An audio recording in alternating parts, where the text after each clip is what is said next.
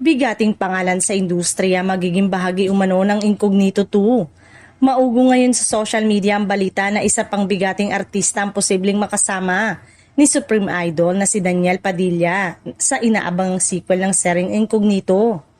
Dahil dito, lalong uminit ang usapan online at dumagsang iba't ibang espekulasyon mula sa fans.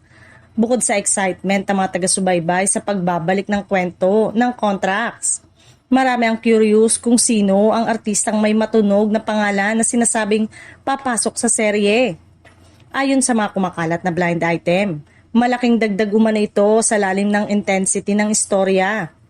Agad namang naglabasa ng sari-saring hula ng netizen.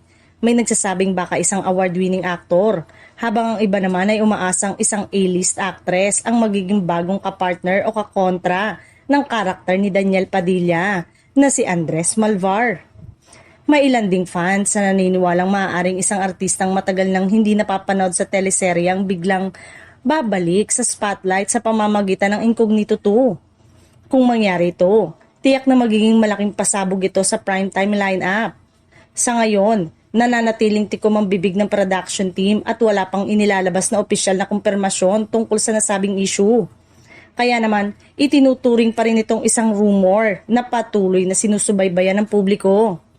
Gayunpaman, kung mapapatunayang totoo ang balitang ito, siguradong mas lalong aabangan ng Incognito.